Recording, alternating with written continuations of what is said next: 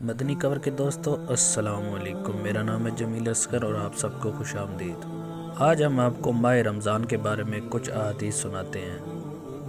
رمضان یہ جھوٹ، غیبت، گالی گلوچ جیسی تمام بری عادتوں کے خلاف ڈھال ہے۔ روزہ میرے لیے ہے اور اس کا اجر بھی میں خود ہی دیتا ہوں، ارشاد ربانی۔ اللہ تعالیٰ قرآن کریم میں فرماتا ہے، اے ایمان والو، روزے جس طرح تم سے پہلے لوگوں پر فرض کیے گئے تھے تم پر بھی فرض کر دیے گئے ہیں تاکہ تم پرہیزگار بن جاؤ۔ رمضان کا مہینہ وہ ہے جس میں قرآن مجید نازل کیا گیا، جو لوگوں کے لیے سراسر ہدایت ہے، اور اس میں لوگوں کی صحیح رہنمائی کی باتیں ہیں اور غلط اور صحیح کو الگ الگ کر دینے والی صاف اور واضح باتیں موجود ہیں۔ سو تم میں سے جو کوئی اس مہینے میں موجود ہو وہ اس مہینے کے روزے ضرور رکھے۔ حضرت سلمان فارسی رضی اللہ تعالیٰ عنہ سے روایت ہے کہ ماہ شعبان کے آخری تاریخ کو رسول اللہ صلی اللہ علیہ وسلم نے ہم کو ایک خط دیا۔ اس میں آپ صلی اللہ علیہ وآلہ وسلم نے فرمایا، اے لوگو، تم پر ایک عظمت و برکت والا مہینہ سایہ فگن ہو رہا ہے۔ اس مبارک مہینے کی ایک رات شب قدر 1000 مہینوں سے بہتر ہے۔ اس مہینے کے روزے اللہ تعالیٰ نے فرض کیے ہیں اور اس کی راتوں میں بارگاہ خداوندی میں کھڑا ہونے یعنی نماز تراویح پڑھنے کو نفل عبادت کا مقرر کیا ہے، جس کا بہت بڑا ثواب رکھا ہے۔ جو شخص اس مہینے میں اللہ کی رضا اور اس کا قرب حاصل کرنے کے لیے کوئی غیر فرض عبادت اللہ کی رضا اور ثواب حاصل کرنے کے لیے افطار کرائے تو اس کے لیے گناہوں کی مغفرت اور آتش دوزخ سے آزادی کا ذریعہ ہوگا، اور اس کو روزے دار کے برابر ثواب دیا جائے گا، بغیر اس کے کہ روزے دار کے ثواب میں کمی کی جائے۔ آپ صلی اللہ علیہ وآلہ وسلم سے عرض کیا گیا کہ یا رسول اللہ صلی اللہ علیہ وسلم، ہم میں سے ہر ایک کو تو افطار کرانے کا سامان میسر نہیں ہوتا، تو کیا غرباء اس عظیم ثواب سے محروم رہیں گے؟ آپ صلی اللہ علیہ وآلہ وسلم نے فرمایا، اللہ تعالیٰ یہ ثواب اس شخص کو دے گا جو دودھ کی تھوڑی سی لسی پر یا صرف پانی ہی کے ایک گھونٹ پر کسی روزے دار کا روزہ افطار کرا دے۔ اس شخص کو اللہ تعالیٰ میرے حوض کوثر سے ایسا سراب کرائے گا جس کے بعد اس کو کبھی پیاس ہی نہیں لگے گی تاکہ وہ جنت میں پہنچ جائے۔ اس کے بعد آپ صلی اللہ علیہ وآلہ وسلم نے فرمایا، جو آدمی اس مہینے میں اپنے غلام و خادم کے کام میں تخفیف اور کمی کر دے گا، اللہ تعالیٰ اس کی مغفرت فرما دے گا اور اس کو دوزخ سے رہائی اور آزادی دے دے گا۔ حضور اکرم صلی اللہ علیہ وآلہ وسلم نے ارشاد فرمایا کہ رمضان کے 3 عشرے ہوتے ہیں۔ اس کا پہلا عشرہ سراسر رحمت کا ہے، درمیانہ عشرہ نزول بخشش کا ہے اور آخری عشرہ تو عذاب سے خلاصی کی دستاویز ہے۔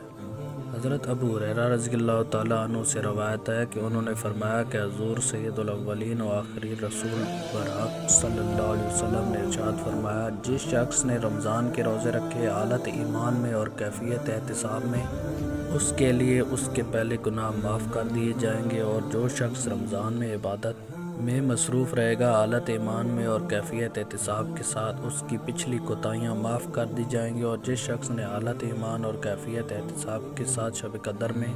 عبادت کی، اس کی گزری کوتاہیاں بخش دی جائیں گی۔ روزہ ایک ایسی عبادت ہے جس کے بارے میں سرکار دو عالم صلی اللہ علیہ وآلہ وسلم کا ارشاد مبارک ہے کہ اللہ تعالیٰ فرماتا ہے، روزہ میرے لیے اور اس کا اجر بھی میں خود ہی دیتا ہوں۔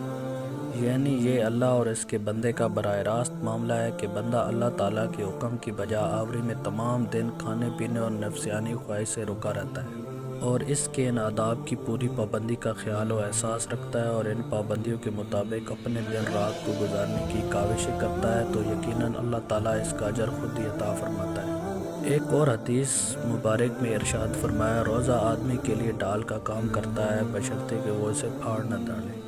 حضرت ابو ہریرہ رضی اللہ تعالیٰ عنہ سے ہے کہ جب یہ ارشاد فرمایا تو عرض کیا گیا، اسے کسی کے ساتھ پھاڑا جا سکتا ہے؟ ارشاد فرمایا، جھوٹ یا غیبت کے ساتھ، یعنی روزے کی حالت میں جھوٹ، غیبت، گالی گلوچ، لڑائی جھگڑا اور دوسری اس طرح کی بری چیزوں اور بری باتوں سے سختی کے ساتھ ممانعت کی گئی ہے۔ حدیث مبارک میں ہے کہ جس کسی نے روزے کی حالت میں بری بات کہنا اور اس پر عمل کرنا نہ چھوڑا تو اللہ کو اس کے بھوکا پیاسا رہنے کی کوئی ضرورت نہیں۔ اگر کوئی روزہ دار روزہ رکھنے کے بعد بھی لڑائی جھگڑا، گالی گلوچ، فحش گوئی یا دوسری اس طرح کی باتوں سے نہیں رکتا تو یہ اس کا روزہ ہی نہیں ہے، بلکہ یہ اس کا فاقہ بن جاتا ہے جس کا اللہ تعالیٰ کے احکام کے ساتھ کوئی تعلق نہیں ہے۔ ایک اور حدیث مبارک میں ہے کہ روزہ صرف کھانے پینے سے رکنے کا نام نہیں بلکہ روزہ تو لغویات اور بری باتوں سے بچنے کا نام ہے۔ حضرت عبداللہ بن مسعود رضی اللہ تعالیٰ عنہ سے روایت ہے کہ جس کے اعضاء حرام کاموں سے نہیں رکتے اور اس کو میری خاطر نہ کھانے اور نہ پینے کی کوئی ضرورت نہیں، جس طرح زبان کو فحش گوئی، غیبت اور جھوٹ سے بچانا ضروری ہے، اسی طرح انسان کے دوسرے اعضاء آنکھ، کان، ناک، ہاتھ، پاؤں کو بھی برے فعال سے بچانا ضروری ہے۔